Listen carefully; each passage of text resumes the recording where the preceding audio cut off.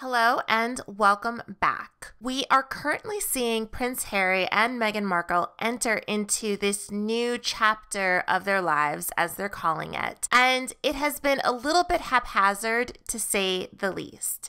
In the last several weeks since they officially left the royal family, they have done the following. On April 3rd, Meghan's voiceover work for Disney was released with mixed reviews. Just a few short days later, on April the 6th, Harry and Meghan announced the name of their new foundation, Archewell, with an extremely detailed explanation of the name and of their future plans. All of this right as Boris Johnson was in the intensive care unit with coronavirus. Next, on April the 12th, Harry and Meghan are seen delivering food during the pandemic with minimal protective gear, and they did the same thing a couple of days later in Los Angeles. On April the 19th, Harry and Meghan released a statement saying that they will no longer be coordinating with 4 major UK newspapers. And then on April the 24th, we have Meghan's hearing in her lawsuit against Associated Newspapers. So this is a whole lot of drama, and it got me thinking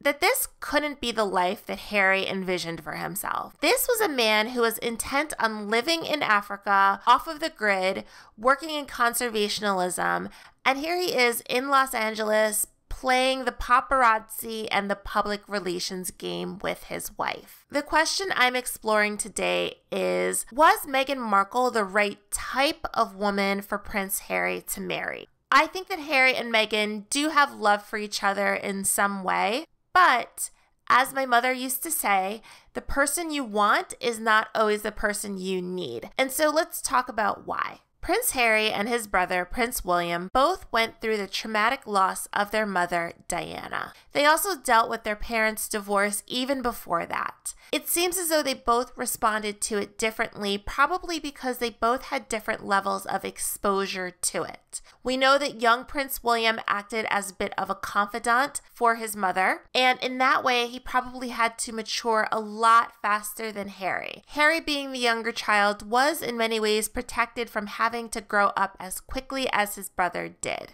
It seems to me that William took on a much more responsible role. That could be in part because he is in line to the throne, but I think it also has to do with him wanting to be different from his parents in a major way. And Harry, it seems, took on more of a victim role when it came to their response to their mother's death.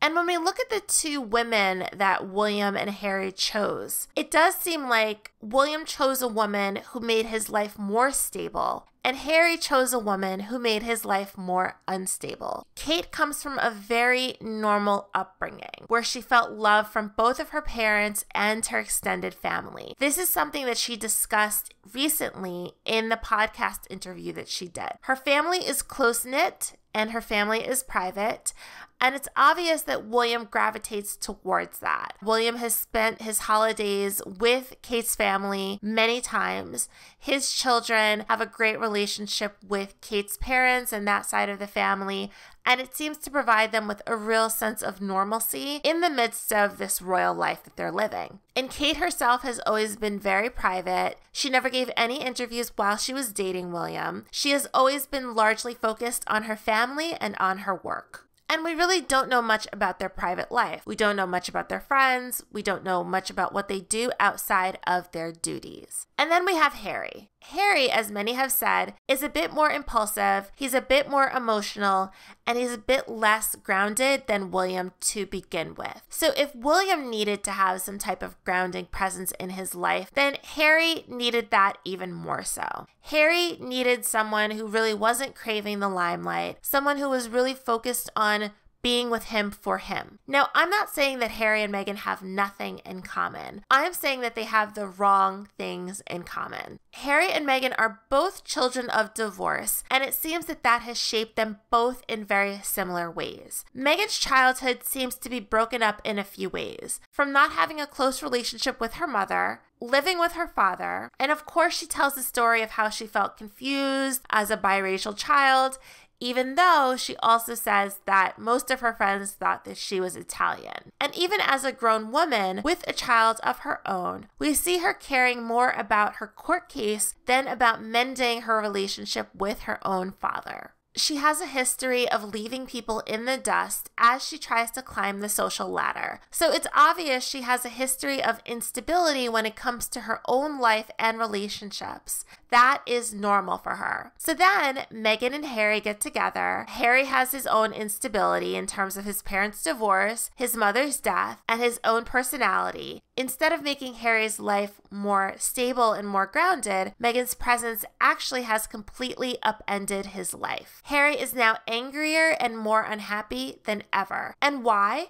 Because instead of them balancing each other out, they fuel each other's instability. Meghan gives Harry justification for being angry and being a victim. He can say, oh, the media was racist, or oh, they were so mean to my wife, I have to leave to protect my son, etc., etc. And Harry fuels Meghan's issues because he has given her a global platform for her to project her need for attention and validation. And please keep in mind, I am not saying that two people who are children of divorce cannot come together and create a stable household. I'm saying that these two didn't cope with their trauma in healthy ways, so they can't do that together. Clearly, neither of them has worked on themselves enough to be able to be stable to do that.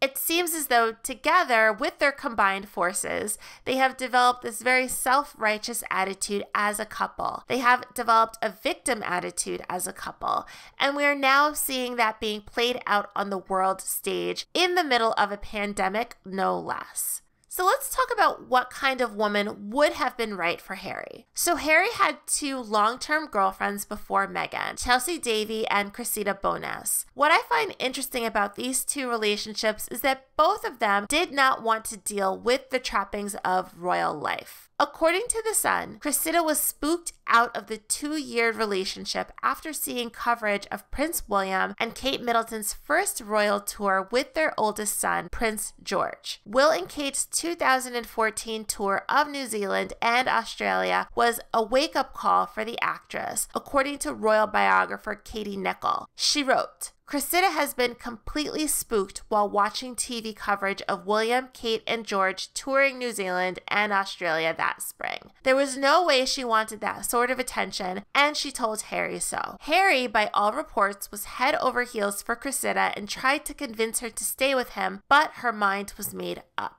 Harry suffered a real blow when she said, I can't do this. I think that she really broke his heart. Twice, Harry has been left heartbroken because the women he had fallen in love with didn't want to share the life he had been born into. So it could be that heartbroken Harry was so excited when Meghan was completely into the idea of being a royal, and she did jump into it head first. The problem is, Meghan was in it in order to raise her public profile, and Harry probably needed someone more like his ex-girlfriends who didn't really want to be in the spotlight, but would do it for him. I think a more grounded and stable partner is something that Harry always craved. I think that's also why he got on so well with his sister-in-law, Kate. She really fills that big sister, almost maternal role for him in a healthy way, unlike Meghan, who does it in an unhealthy way. Let me know your thoughts, and I will see you in the next video.